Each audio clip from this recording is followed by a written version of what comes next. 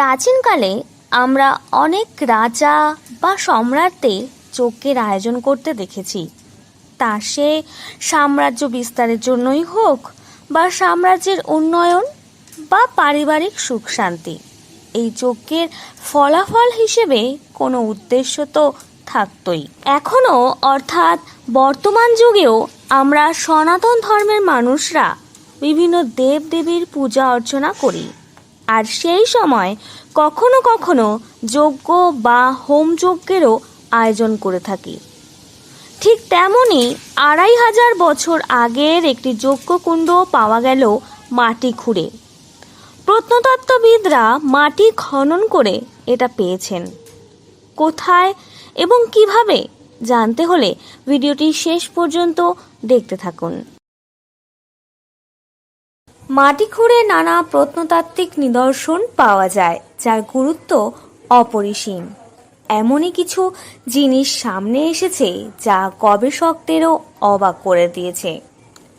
রাজস্থানের ভরতপুর ডিভিশনের বহজ গ্রামে মাটি খুঁড়ে আর্কিওলজিক্যাল সার্ভে অফ ইন্ডিয়ার প্রত্নতাত্ত্বিকরা এক যজ্ঞকুণ্ডের দেখা পেয়েছেন। 2500 বছর আগেও যে এখানে পুজোর অঙ্গ হিসেবে যজ্ঞকুণ্ডের ব্যবহারে যজ্ঞ হতো সে সম্বন্ধে নিশ্চিত গবেষকরা।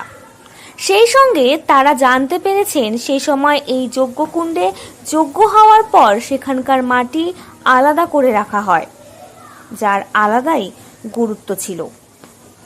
শুধু যজ্ঞকুণ্ড বলেই নয়, এছাড়াও কিছু ধাতব জিনিসও কয়েনের দেখা পেয়েছেন প্রত্নতাত্ত্বিকরা। হাড় দিয়ে তৈরি যন্ত্রও পেয়েছেন তারা। পোড়ামাটির জিনিসেরও দেখা পেয়েছেন। স্বাস্থ্য ও ঔষধের দেবতা হিসেবে খ্যাত অশ্বিনী কুমার দয়ের মূর্তিও পাওয়া গিয়েছে মাটি খুঁড়ে। এখানে খনন কাজ শুরু করার আগে গবেষকেরা এখানে এসে পরীক্ষা চালান।